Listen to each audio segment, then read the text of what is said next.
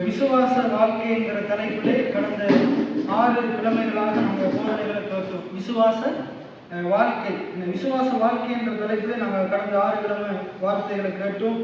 இன்றைக்கு நாங்கள் பார்க்க போகிறோம், 7வது வாரமாக நாங்கள் பார்க்க போகிறோம் விசுவாச வாழ்க்கை. விசுவாச வாழ்க்கை என்றால் என்ன? இன்னைக்கு நாங்கள் வாழ்கிறதே விசுவாசத்தினால தான். எத்தனை பேர் ஆமென் சொல்றீங்க? விசுவாசம் என்றால் வேதம் சொல்லுது, நம்பப்படுகிறவைகளின் உறுதியும் காணப்படாதவைகளின் நிச்சயமா இருக்கு. இன்னொரு வேத மொழிபெயர்ப்பு சொல்லுது, விசுவாசம் என்றால் என்னன்னா, விசுவாசம் என்பது நாம் எதிர்பார்த்திருக்கும் காரியங்களை குறித்த நிச்சயமும். என்ன சொல்லுங்க? விசுவாசம் என்பது நாம் எதிர்பார்த்திருக்கும் காரியங்களை குறித்த நிச்சயமும் நம்மால் காண முடியாத காரியங்களை குறித்த உறுதியுமா இருக்கிறது. விசுவாசமான என்ன? நம்ம ஒரு காரியத்தை எதிர்பார்க்கிறோம். என்னுடைய வாழ்க்கையில சில காரியங்கள் நடக்கணும் என்று நான் எதிர்பார்க்கிறேன்.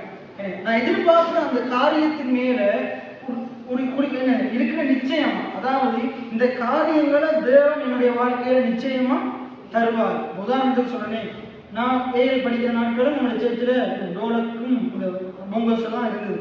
அப்ப இந்த ஓவன் ஒன்று வாங்கணும்னு ஒரு எதிர்பார்ப்பு இருந்தது. இந்த ஓவன் ஒன்று சேர்த்துக்கு வாங்கணும். அதை நான் எப்படி யோசித்தேன்னா, நான் என்ற சுயபலத்தில் வாங்கணும், நான் படித்து முடிச்சுட்டு வேலைக்கு போயிட்டு நான் வாங்கணும், அந்த ஒரு சுய எதிர்பார்ப்பு இருந்தது. அதாவது என் மேல அந்த நம்பிக்கை இருந்ததோடைய கடவுள் தருவார்ன்ற நம்பிக்கை ஆரம்பத்தில் இல்லை. நம்ம தான் வாங்கணும், நம்ம கஷ்டப்படணும், அப்படி ஒரு சிந்தனை தான் இருந்தது. ஆனா இந்த இங்கிருந்து நாங்க போயிட்டு இந்த வார்த்தைகளை கேட்க கர்த்தர் இதை தருவார்ன்ற ஒரு நம்பிக்கை வந்தது. நம்ம என்னுடைய காரியத்தை என்னுடைய கையை பார்த்துட்டு இருக்க வரைக்கும் என்ன செய்ய முடியாது. சில காரியங்கள் நம்மளால செய்ய, நம்மளோட சம்பளத்தை வச்சுக்கொண்டு நான் எதை செய்யணும், அதை செய்யணும், அப்படி செய்யணும், இப்படி செய்யணும் எதிர்பார்த்து அதை செய்ய முடியாது. எல்லாத்தையும் டக்குன்னு எல்லா நேரத்திலையும் செய்ய முடியாது. அதுக்கு தான் நமக்கு கர்த்தர் தேவை. என்றால் ஆண்டவர் நம்ம எதிர்பார்க்கிற காரியங்களை ஆண்டவர் அறிஞ்சிருக்கிறார். எத்தனை பேர் ஆமென் சொல்லுங்க? நமக்கு இன்னது தேவை என்று அறிந்திருக்கிறார். ஆண்டவர் நமக்கு இது தேவை என்று அறிந்திருந்ததுனால நம்ம நினைச்சதை காட்டிலும் ஆண்டவர் பெஸ்ட்டை கொடுத்தார்.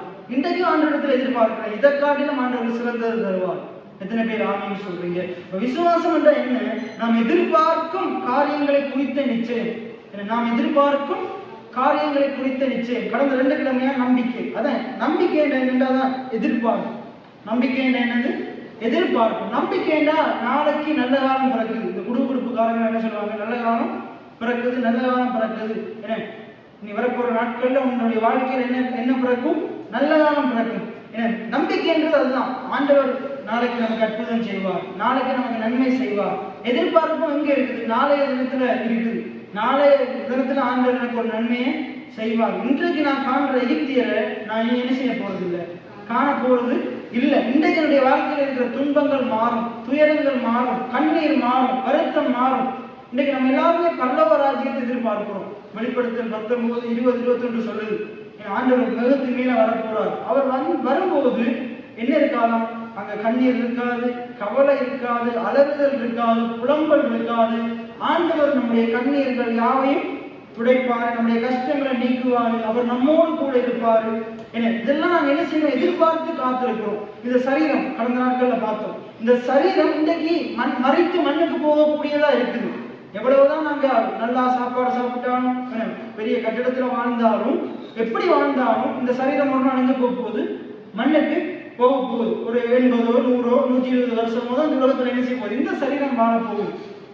அப்ப ஆனாலும் நாங்க எதை விசுவாசிக்கிறோம்? இது இந்த மண்ணுக்குள்ள போனதோட என்னுடைய வாழ்க்கை முடிந்து போக போறது கிடையாது. அந்த மண்ணுக்கு போன சரீரத்தை ஆண்டவர் சாவாமையுடைய அழியாமையுடைய சரீரமா மாற்றி அதை மறுபடி உயிரோடு எழுப்புவார். அவர் வருகிற நாள்ல அவர் என்ன செய்வார்? முதலாவது கிறிஸ்துவுக்குள்ள மறைக்கிற ஒவ்வொரு சரீரங்களும் முதலாவது எழுந்திருக்கும். எத்தனை பேர் ஆமென் சொல்றீங்க? அங்க அவரை போல நம்முடைய சரீரம் மகிமையுள்ள சரீரமா மாற்றப்படும். அப்ப இப்படி ஒரு எதிர்பார்ப்பு இருக்குது. நாம் மரித்தாலும் பிழைப்பேன். இயேசு மரித்தார், அவன் கையில் என்ன சொல்லுது? என்னை விசுவாசிக்கிறவன் எவனும் அவன் மரித்தாலும் பிழைப்பான், அவன் விசுவாசித்தா மறியாமலும் இருப்பான். யோவான் 3:16 சொல்லுது. தேவனுடைய குமாரனை விசுவாசிக்கிறவன் எவனும், ஆண்டவராக இயேசு கிறிஸ்துவ அவர் தேவனுடைய குமாரன் என்று விசுவாசிக்கிறவன் எவனும் அவன் கெட்டு போகாமல், அப்படியே அழிந்து போகாமல், தேவனை விட்டு பிரிஞ்சு போகாமல் அவன் என்ன செய்வான்? ஆண்டவரோடு ஐக்கியப்படுவான். அவன் ஆண்டவருடைய அன்பை புரிந்து கொண்டு அவன் நித்திய ஜீவன் என்றென்றைக்கும் வாழ்கிற வாழ்க்கையை சுதந்திரித்துக் கொள்வான். அப்ப விசுவாசம் என்றால் என்னது? ஆண்டவர் எனக்கு நித்திய வாழ்க்கையை வைத்திருக்கிறாரு, அதை எனக்கு தருவார் என்ற எதிர்பார்ப்பு. எத்தனை பேர் ஆமீன் சொல்றீங்க?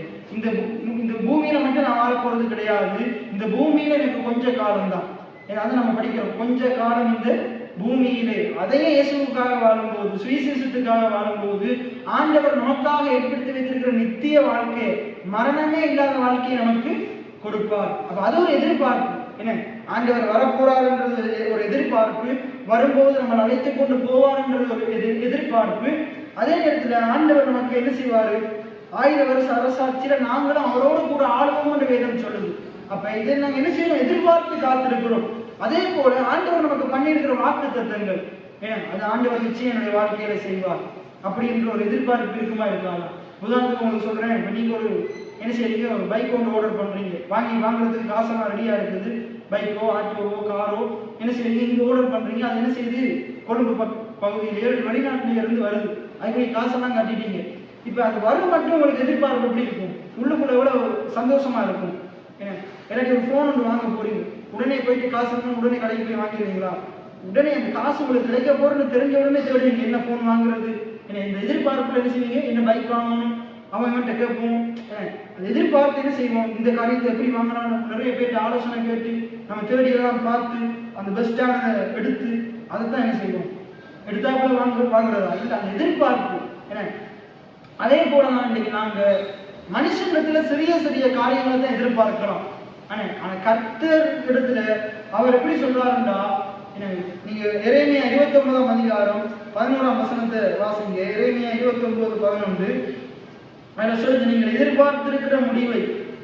எரேமியா 29:11 அதுல சொல்லி பாருங்க, உங்களுக்காக நான் வைத்திருக்கும், அதை இன்னொரு டிரான்ஸ்லேஷன்ல வாசிக்கிறேன், அதுக்கு முன்னுக்கு இதை வாசிக்கிறேன். நீங்கள் எதிர்பார்த்திருக்கும் முடிவை உங்களுக்கு கொடுக்கும்படிக்கு. நம்முடைய ஆண்டவர் எப்படிப்பட்டவரா? நாங்க எதிர்பார்த்திருக்கிற காரியத்தை நமக்கு கொடுக்கிறவரா இருக்கிறார். எத்தனை பேர் ஆமீன் சொல்றீங்க? நீங்க எதை எதிர்பார்க்கிறீங்களோ அந்த ஆண்டவர் உங்களுக்கு என்ன செய்வார்? நீங்க நினைக்கிறத விட ஆண்டவர் பெஸ்டானதா தருவார். விசுவாசிக்கிறீங்களா? நம்புறீங்களா?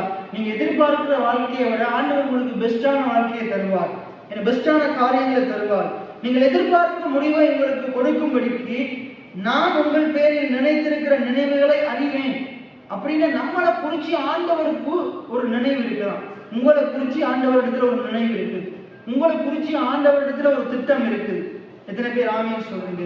ஆபிரகாமை குறிச்சு ஆண்டவரிடத்துல ஒரு திட்டம் இருந்தது, தாவீதை குறிச்சு ஆண்டவரிடத்துல ஒரு திட்டம் இருந்தது, யோசேப்பை குறிச்சு ஆண்டவரிடத்துல ஒரு திட்டம் இருந்தது, என்னையை குறிச்சு ஆண்டவரிடத்துல ஒரு திட்டம் இருக்குது. அதே போல உங்களை ஒவ்வொருவரை குறிச்சு ஆண்டவரிடத்துல ஒரு திட்டம் இருக்குது, அதை அவர் அறிஞ்சிருக்கிறார். இப்ப என்ன முக்கியம்? ஏன் நம்ம இந்த போதனையை நான் கேட்கிறோம் என்றால், ஆண்டவர் என்னையை குறிச்சு வச்சிருக்கிற திட்டத்தை நான் இப்படிப்பட்ட பிரசங்கத்தின் மூலமாகத்தான், இந்த வேத வார்த்தையின் மூலமாகத்தான், வாக்குத்தத்தத்தின் மூலமாகத்தான் நான் அறிந்து கொள்ள முடியும். எத்தனை பேர் ஆமீன் சொல்றீங்க? அதில் சொல்றாரு பாருங்க, நீங்கள் எதிர்பார்க்கும் முடிவை உங்களுக்கு கொடுக்கும்படிக்கு நான் உங்கள் பேரில் நினைத்திருக்கிற நினைவுகளை அறிவேன் என்று கர்த்தர் சொல்லுகிறார். அப்ப ஆண்டவர் வைத்திருக்கிற திட்டங்கள், ஆண்டுடைய நினைவுகள், அது கீழே சொல்லுது, தீமைக்கானதல்ல. சொல்லுங்க, அவைகள் தீமைக்கல்ல, சமாதானத்துக்கு ஏதுவான நினைவுகளே. அப்ப உங்களோட அப்பா அம்மாவுக்கு நீங்க நல்லா ஆகணும், மேல வரணும், நல்லா சம்பாதிக்கணும், எல்லாம் ஒரு குறை இல்லாம நல்லா இருக்கணும்ன்ற நினைப்பு தான் இருக்கும், உள்ள அந்த நினைப்பு தான் இருக்கும். அப்ப உங்க அப்பா அம்மாவுக்கு எப்படிப்பட்ட நினைப்பு இருக்குமா இருந்தா, உங்களை படைத்த ஆண்டவருக்கு எப்படிப்பட்ட நினைப்பு இருக்கும்? அவர்களை விட ஆண்டவர் உங்களுமே பேர்ல நல்ல நினைவுகளை வச்சிருக்கிறார். இன்னொரு இடத்துல சொல்லுது, ஏசாயால சொல்லப்படுது, வானத்துக்கும் பூமிக்கும் எவ்வளவு தூரமோ அவ்வளவு தூரம் நம்மளை குறிச்சு ஆண்டு உயர்ந்த நினைவுகளை வச்சிருக்கிறார். எத்தனை பேர் ஆமீன் சொல்றீங்க? இந்த இடத்துல அழகா சொல்லுது, நீங்கள் எதிர்பார்த்திருக்கும் முடிவை உங்களுக்கு கொடுக்கும்படி. நீங்க சில காரியங்களை எதிர்பார்க்கிறீங்க, சில காரியங்களை நீங்க எதிர்பார்க்கிறீங்க, ஆவிக்குரிய காரியங்கள், பூமிக்குரிய காரியங்களாம் இருக்கணும். ஆண்டவர் இதை தருவாரு, கர்த்தர் எனக்கு நன்மை செய்வாரு, என்னுடைய வாழ்க்கையில் இருக்கிற தீமையை நன்மையா மாற்றுவாரு, சத்துருக்கள் முன்பாக என் தலையை உயர்த்துவாரு, அப்படியெல்லாம் நம்ம நம்புறோம். அன்றைக்கு இருக்கிற துன்பங்கள் ஆண்டவர் மாற்றுவாரு, வியாதியை மாற்றுவாரு, வேதனைகளை மாற்றுவாரு, தரித்திரத்தை மாற்றுவாரு, உதயபுரத்தில் நடந்து கொண்டிருக்கிற எல்லா கேடான காரியங்களையும் ஆண்டவர் மாற்றுவார். இன்னைக்கு சில இந்த கிரமம் முழுக்க நிறைய நியூஸ் இந்த உதயபுரத்திலிருந்து கேள்விப்பட்டு கொண்டு இருந்தோம். எனக்குள்ள போடுது, இதெல்லாம் மாறணும், இந்த ஜனங்கள் மாறணும், ஏன்னா இன்றைக்கு ஒரு பொடியனை நான் பின்னால் ஏற்றிட்டு வர்றேன், அவன் பின்னிக்கு இருந்து சின்ன பொடியன், அவன் பின்னிக்கு இருந்து என்ன செய்யறான், அவனோட அப்பா குறிச்சு அவன் சொல்லி இன்னும் சொல்லிட்டே வர்றான், காரியங்கள் சொல்லிட்டு அப்பா அங்கே போனார், இங்கே போனார், ஜெயிலுக்கு போனார். அவனுக்கு அது எப்படி போயிடுச்சு, இயல்பாவே போயிடுச்சு. அப்படித்தான் இப்போ வருவார். அப்போ அவன் அம்மா என்ன செய்யறாங்க, அம்மாங்கெல்லாம் கேட்குறேன். அந்த பொடியை என்ன செஞ்சுட்டேன், கதையா சொல்லிட்டு வாரான். அப்போ நான் என்ன செய்யணும், அவனை தாண்டி உள்ள எனக்குள்ள நினைக்க போகிறது, இந்த குடும்பத்தில் பிரச்சனைகள்லாம் என்ன செய்யணும், மாறணும், இவங்க பிரச்சனைகள்லாம் நீங்கணும். அப்போதான் இவங்க மேலே வருவாங்க, நல்லா வருவாங்க. அதே போல வெளிநாட்டில் இருக்கிற பிள்ளைகளும் என்ன செய்வாங்க, பாதுகாப்பான இடத்துல இருக்கணும். அப்படியெல்லாம் நாங்கள் என்ன செய்யறோம், நினைக்கிறோம். அப்ப இதை காட்டிலும் கடவுள் எப்படி நினைப்பாரு, நான் நினைக்கிறத காட்டிலும், உங்களோட ஊழியக்காரன் நினைக்கிறத காட்டிலும், உங்களோட அப்பா அம்மா உறவினர்கள் நினைக்கிறத காட்டிலும் நீங்க நல்லா இருக்கணும்னு ஆண்டவர் விரும்புகிறார். எத்தனை பேர் ஆமீன்னு சொல்றீங்க? ஆண்டவருடைய நினைவுகள் தீமைக்கானதல்ல, நன்மைக்கானதா இருக்கு. ஆண்டவர் எனக்காக வைத்திருக்கிற நினைவுகள் தீமைக்கானதல்ல, நன்மைக்காக இருக்குது. நான் ஆண்டவருடைய வாழ்க்கைக்கு கீழ்ப்படிஞ்சு நடக்கும் போது நான் நினைச்சதை விட என்னுடைய வாழ்க்கை நல்லா இருக்கு. நீங்க ஆண்டுடைய வார்த்தைக்கு கீழ்ப்படிஞ்சு நடக்கும் போது நீங்க நினைச்சதை விட, நீங்க எதிர்பார்க்கிறத விட கர்த்தர் உங்க மேல என்ன செய்திருக்கார், நல்ல நினைவுகளை நல்ல காரியங்களை ஆண்டு வைத்திருக்கிறார். அப்படிப்பட்ட வாழ்க்கைக்குள்ள போகும்போது நீங்க சந்தோஷமா சமாதானமா நித்தியமா இருப்பீங்க. எத்தனை பேர் ஆமீன்னு சொல்றீங்க? அப்ப இதுல இன்னொரு வசனம், இன்னொரு பைபிள் எப்படி சொல்றதுன்னா, உங்களுக்காக தேவன் வைத்திருக்கும் திட்டங்களை தேவன் அறிவார். எல்லாம் சொல்லுங்க, எனக்காக தேவன் வைத்திருக்கும் திட்டங்களை தேவன் அறிவார். ஆனா நமக்கு தான் தெரியாம இருக்கு. தேவனுக்கு தெரியுமா நம்மளை குறித்து என்ன திட்டம் வச்சிருக்கிறாரு? யாருக்கு தெரியும்? தேவனுக்கு தெரியும். ஆனா யாருக்கு தெரியல? நமக்கு தான் தெரியல. நாங்க போன கிழமை பார்த்தோம், இஸ்ரவேல் ஜனங்களோட கர்த்தர் இருக்கிறாரு யாருக்கு தெரிஞ்சது? எதிரிகளுக்கு கூட தெரிஞ்சது, சத்துருக்களுக்கு கூட தெரிஞ்சது. ஆனா யாருக்கு தெரியல? இஸ்ரவேல் ஜனங்களுக்கு தெரியல. அதான் பைபிள் சொல்லுது, என்னது? ஜனங்கள் அறியாமையினால் சங்காரம் ஆகிறார்கள், என் ஜனங்கள் அறிவில்லாமையினால் சிறைப்பட்டு போகிறார்கள். என்ன? அதனாலதான் பைபிள் சொல்லுது, சத்தியத்தையும் அறிவீர்கள், சத்தியம் உங்களை விடுதலையாக்கும். சத்தியம் என்னத்தை காட்டுமெண்டா, தேவன் உங்களுக்காக என்ன வைத்திருக்கிறார், நீங்க தேவனுக்குள்ள எப்படிப்பட்டவர்களா இருக்கிறீங்கன்னு சத்தியம் உங்களுக்கு காட்டு. எத்தனை பேர் ஆமீன்னு சொல்றீங்க? தேவன் உங்களுக்காக வைத்திருக்கிற நினைவுகளை சத்தியம் உங்களுக்கு வெளிப்படுத்தும். தேவனுடைய இருதயத்தை வார்த்தை உங்களுக்கு வெளிப்படுத்தும். எத்தனை பேர் ஆமீன்னு சொல்றீங்க? நம்முடைய ஆண்டோடைய இருதயம் அது நம்மளை குறிச்சு நல்ல எண்ணங்களை வைத்திருக்கிறது. நாங்க நல்லாவும் சிறப்பானவர்களா மாறணும் என்று ஆண்டு விரும்புகிறார். அப்ப இதுல சொல்லுது, உங்களுக்காக தேவன் வைத்திருக்கும் தேவனுடைய திட்டங்களை தேவன் அறிவார். உங்களுக்காக தேவன் வைத்திருக்கிற அவருடைய திட்டத்தை அவர் அறிவார். இப்ப ஆண்டு என்ன விரும்புறாருன்னா, நீங்க தேவனுடைய திட்டத்தை அறிந்து கொள்ளணும். நீங்க ஆண்டவரை கேட்கணும், ஆண்டவரை நீங்க எனக்காக என்ன வச்சிருக்கிறீங்க, நீங்க எனக்காக என்ன வச்சிருக்கிறீங்க, என்ன நீங்க எனக்காக என்ன வச்சிருக்கிறீங்க? ஆண்டவர் ஆபிரகாமுக்காக பிள்ளையை வச்சிருக்க, ஆபிரகாமுக்காக ஒரு சந்ததியே வச்சிருந்தார். எத்தனை பேர் ஆமீன்னு சொல்றீங்க? தானியலுக்காக ஒரு உயரிய அரச ஸ்தானத்தை வைத்திருந்தார். எத்தனை பேர் ஆமீன்னு சொல்றீங்க? தானியலுக்காகவும் அப்படிப்பட்ட ஒரு ஸ்தானத்தை வைத்திருந்தார். யோசிப்புக்காகவும் அப்படிப்பட்ட ஒரு ஸ்தானத்தை வைத்திருந்தார். அதே போல் உங்களுக்காகவும் தேவன் உயர்ந்த ஒரு இடத்தை வைத்திருக்கிறார். எத்தனை பேர் ஆமீன்னு சொல்றீங்க? ஏன்னா தேவன் எனக்காக இந்த இடத்தை வைத்திருக்கிறார். நான் வேற இடத்தையோ எதிர்பார்த்து கொண்டிருந்தேன், ஆனா ஆண்டவர் இந்த இடத்தை வைத்திருக்கிறார். அதே போல கடவுள் நமக்காக சிறந்த துணையை, வாழ்க்கை துணையை வைத்திருக்கிறார். ஆண்டவர் வைத்திருக்கிறார். ஆண்டவர் வைத்ததை விட நம்ம விரும்பி நம்ம தேவையில்லாத காரியத்துக்குள்ள போகமா இருந்தா நம்முடைய வாழ்க்கையே தலைகளா போயிடும், நம்முடைய வாழ்க்கையை அழித்து போட்டு. ஏன்னா நம்முடைய சபையில இருக்கிற எத்தனையோ கடந்த காலத்துல திருமணம் முடிச்ச ஆட்கள் என்ன ஆண்டவர் வைத்திருக்கிறார். போதவருடைய வார்த்தைக்கு கீழ்ப்படியாம, ஆண்டுடைய வார்த்தைக்கு கீழ்ப்படியாம தவறான முடிவுகள் எடுத்து தாங்களாகவே தன்னுடைய வாழ்க்கை துணையை தேடிக்கொண்டு இன்றைக்கு அழுது புலம்புறாங்க. நேற்று இந்த நாளெல்லாம் ரெண்டு சகோதரிகள் வந்து சொல்றாங்க, என்ன சில பேருக்கு சொல்றாங்க, ஐயோ பிரகாசத்தை பாசிட்டிவ்னு சொல்லிடுறாங்க, ஏசுவாங்க, என்ன ஏசுவாங்கன்னு சொல்றாங்க. ஏன்? அவங்க ஆரம்பத்துல சொன்னதை கேட்கவே இல்லை, ஆரம்பத்துல ஆலோசனைகளை செவி கொடுக்கவே இல்லை. இப்ப என்ன செய்யறாங்க? புலம்புறாங்க. அதே போல நம்ம செய்யக்கூடாது. ஏன்னா ஆண்டவர் நமக்காக வைத்திருக்கிற காரியத்தை, வாழ்க்கை துணையத்தான் நாம என்ன செய்வோம், நம்முடைய வாழ்க்கையில இருக்கணும். அதே போல ஆண்டவர் நமக்காக வச்சிருக்கிறாரான்னு பார்க்கணும். ஒரு காரியம் நம்முடைய வாழ்க்கையில வருதா நம்ம பார்க்கணும், இது ஆண்டவர் நமக்காக வைத்திருக்கிறாரா அப்படின்னு நாம என்ன செய்யணும், ஆராய்ந்து பார்க்கணும். ரைட். அது சொல்லுது, அவைகள் உங்களுக்கு தீமையை விளைவிக்கும் திட்டங்கள் அல்ல. இப்ப தேவன் நமக்காக வைத்திருக்கிற காரியங்கள் நமக்கு தீமையை கொண்டு வருகிற காரியம் அல்ல. தேவன் உங்களுக்கு கொண்ட தருவாரா இருந்தா அதனோட வேதனை இருக்காது. தேவன் உங்களுக்கு பணத்தை, ஐஸ்வர்யத்தை, என்ன நல்ல வாகனத்தை, நல்ல தொழிலை தருவாரா இருந்தா அதனோட என்ன வராது? வேதனை வராது, கஷ்டம் வராது, உபத்திரவம் வராது. என்ன ஆனா தேவனால வராம தேவையில்லாத காரியங்களினால உங்களோட வாழ்க்கையில வருமா இருந்தா, கடவுள் உங்களுக்கு ஒரு மனைவியை தராம, கடவுள் உங்களுக்கு கணவனை தராம, கடவுள் உங்களுக்கு கையின் பிரயாசத்தை ஆசீர்வதிக்காம நீங்க வேறு வழியில இதை செய்வீங்களா இருந்தா அது உங்களுடைய வாழ்க்கையில தீமையானதான் முடியும். ஆனா தேவன் தருவாரா இருந்தா தீமையை நன்மையா மாற்றுவார். எத்தனை பேர் ஆமான்னு சொல்றீங்க? தீமையை நன்மையா மாற்றுவார். அப்ப தேவன் உங்களுக்கு வைத்திருக்கிற நினைவுகள் அது தீமைக்கானது அல்ல. எல்லாம் சொல்லுங்க, தேவன் எனக்கு வைத்திருக்கிற திட்டங்கள் தீமைக்கானது அல்ல. தீமைக்கானது அல்ல. நம்புறீங்களா? அது தீமைக்கானது அல்ல. அப்ப தேவன் நம்ம மேல வைத்திருக்கிற நினைவுகள் எப்படிப்பட்டது? அதுல சொல்லுது பாருங்க, அவைகள் நமக்கு தீமையை விளைவிக்கிற திட்டங்கள் அல்ல, அவை உங்களுக்கு. அப்ப தேவன் நம்ம மேல வைத்திருக்கிற திட்டங்கள் எப்படிப்பட்டதா? நமக்கு ஒரு செழிப்பான வாழ்க்கையை, எல்லாம் சொல்லுங்க, செழிப்பான வாழ்க்கையை, நம்பிக்கையையும் நல்ல எதிர்காலத்தையும் கொடுக்கும் திட்டங்களா இருக்கிறது. எப்படிப்பட்டதா இருக்குதான்? நல்ல செழிப்பான வாழ்வையும், சொல்லுங்க, செழிப்பான வாழ்வையும், நம்பிக்கையையும், நல்ல எதிர்காலத்தையும். அப்ப தேவன் நமக்கு வைத்திருக்கிற திட்டங்கள், தேவன் நம்ம பேர்ல வைத்திருக்கிற எதிர்பார்ப்பு எப்படிப்பட்டதா இருக்குதா? அது நமக்கு தீமையை கொண்டு வர்றது இல்லை, என்னை செழிக்க செய்கிற திட்டங்களா இருக்குது, என்னை உயர்த்துகிற திட்டங்களா இருக்குது. எத்தனை பேர் ஆமேன்னு சொல்றீங்க?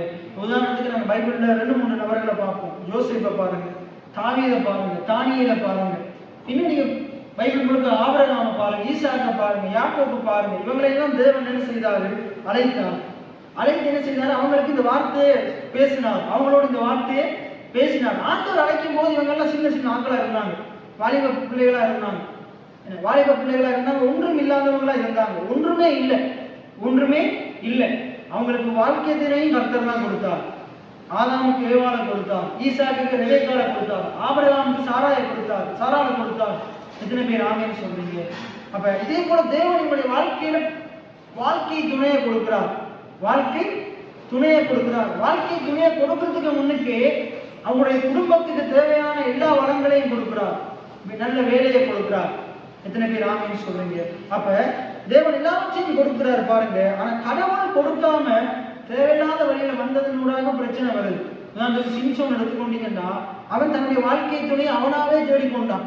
அதனால அவனுடைய வாழ்க்கையில எவ்வளவு பெரிய மரணமே வந்துச்சு. என்ன வந்துருச்சு? மரணமே வந்துருச்சு. அப்படிப்பட்ட ஒரு வீரனை சாதாரணமான காரியத்துக்குள்ள போய் மரணிச்சிட்டான். ஆனா பாருங்க, தேவனுடைய திட்டங்களுக்கு கீழ்ப்படிந்த மனுஷங்க என்ன செய்தாங்க? அவங்க எல்லாவற்றிலேயும் உயர்ந்தாங்க, அவங்க உலகத்துக்கு வெளிச்சமா இருந்தாங்க. எத்தனை பேர் ஆமேன்னு சொல்றீங்க? அப்ப தேவன் நமக்காக என்னத்தை வச்சிருக்காரு? செழிப்பான வாழ்க்கையை வச்சிருக்கிறார், செழிப்பான வாழ்க்கையை வச்சிருக்கிறார். அடுத்தது நம்பிக்கையை வச்சிருக்கிறார். ஆண்டவர் நாளைய தினத்தை குறித்து நமக்கு கவலைப்படுகிற விதமா, பயப்படுகிற விதமா விட மாட்டார். இன்றைக்கு என்னை சந்தித்த ஆண்டவர், போஷித்த ஆண்டவர், நாளைய தினத்தை அவர் பார்த்து கொள்வார். எத்தனை பேர் ஆமேன்னு சொல்ல? மற்ற நல்ல எதிர்காலத்தை, தேவனுடைய திட்டங்கள் நமக்கு செழிப்பை கொடுக்குது, நம்பிக்கையை கொடுக்குது, நல்ல எதிர்காலத்தை கொடுக்குது. என்னத்தை கொடுக்குது? செழிப்பை கொடுக்குது, நம்பிக்கையை கொடுக்குது, நல்ல எதிர்காலத்தை கொடுக்குது. உதாரணத்துக்கு உங்களுக்கு சொல்ல போனா, இந்த நம்பிக்கை உங்களுக்கு ஓரளவுக்கு செழிப்புண்டா விளங்கும். செழிப்புண்டா உங்களுக்கு விளங்கும். நம்பிக்கைன்னா என்ன சொல்ல கேட்டீங்கன்னா, இஸ்ரவேல் ஜனங்கள் வனாந்திரத்துல போறாங்க. இந்த செங்கடலையெல்லாம் தாண்டி போகும்போது அவங்களுக்கு என்ன மாறாக நீராண்டு மதுரமா மாத்துறா. அப்படியே போகும்போது அவங்களுக்கு பசி என்ன வந்துருச்சு?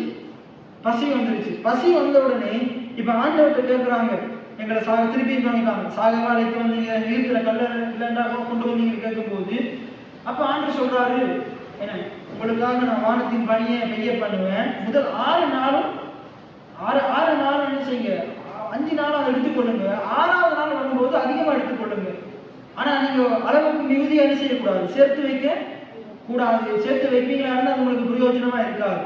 ஆனா அன்றன்றைக்கான ஆகாரத்தை நான் உங்களுக்கு தருவேன். இன்றைக்குரிய மண்ணாவை எடுத்துக்கொண்டுட்டா அதுக்கு மேலதிகம் எடுக்கக்கூடாது. எடுத்தாலும் சாப்பிட முடியாது, அது புளித்து போயிடும், பழுதா போயிடும். அடுத்த நாள் நம்ம மண்ணா கிடைக்குமா கிடைக்காத கவலைப்பட தேவையில்லை, அது கட்டாயம் வரும். எத்தனை பேர் ஆமேன்னு சொல்றீங்க? அப்ப அந்தந்த நேரத்தில் வந்து அவங்களால எடுத்துக்கொள்ள வேண்டியதுதான். அப்ப கவலைப்பட்டு சாப்பாடு கிடைக்குமா கிடைக்காதுன்னு கவலைப்பட்டு இருக்க தேவையில்லை. ஏன்னா நாளைய தினத்துல அதே நேரத்துல மண்ணா இருக்கும். சனிக்கிழமை ஆனா ஞாயிற்றுக்கிழமைக்கு இங்கே மண்ணா தேவையில்லை, கவலைப்பட தேவையில்லை. ரெட்டத்தனையா சனிக்கிழமை மண்ணா இருக்கு. இத்தனை பேர் ஆமீன்னு சொல்றீங்க. அதே போலதான் இன்னைக்கு நம்முடைய வாழ்க்கையிலே அப்படிப்பட்ட நம்பிக்கை இருக்கும். கடவுள் என்னுடைய நாளைய தினத்தின் தேவைகளை ஆண்டவர் சந்திப்பார்.